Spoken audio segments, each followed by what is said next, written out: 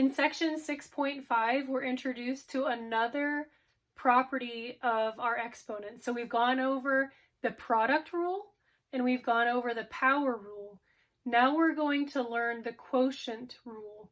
So whenever we're dividing variables that are the same, we're going to be subtracting the exponents. So just remember, in our product rule, it said whenever we multiply the variables, we add the exponents.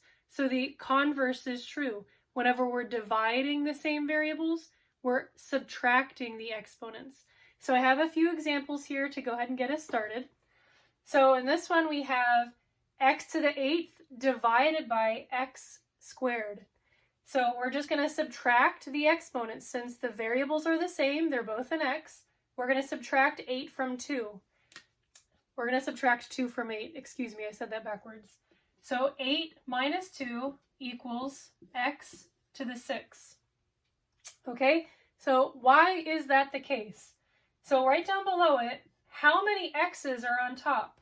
We have 8 x's on top. So we're going to have 8 x's. And I think I need one more. I'll put it over here. So we have 8 x's on top. 1, 2, 3, 4, 5, 6, 7, 8. And how many x's are on the bottom? 2. So 1, 2. So we know that we can cancel things out when they're the same. If there's a 4 over a 4, they cancel out. Just make a 1. So there's going to be let me use a different color so we can see this a bit better. So we're going to cancel out 2 x's, 1 on the top, 1 on the bottom, and then we can cancel out 2 more x's, 1 on the top, 1 on the bottom. Now, is there anything left to cancel out on the bottom? Nope. And how many x's are left on top? 6. So 8 minus 2 equals 6. Now that's all well and good because the top number was higher than the bottom number, so we just did 8 minus 2.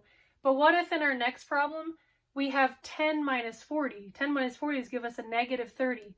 In the next section, we're going to be learning about negative exponents, but not quite yet.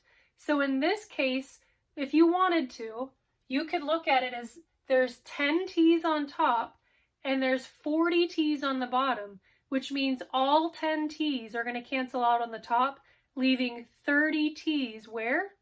On the bottom. So instead of doing 10 minus 40, just work from the bottom up.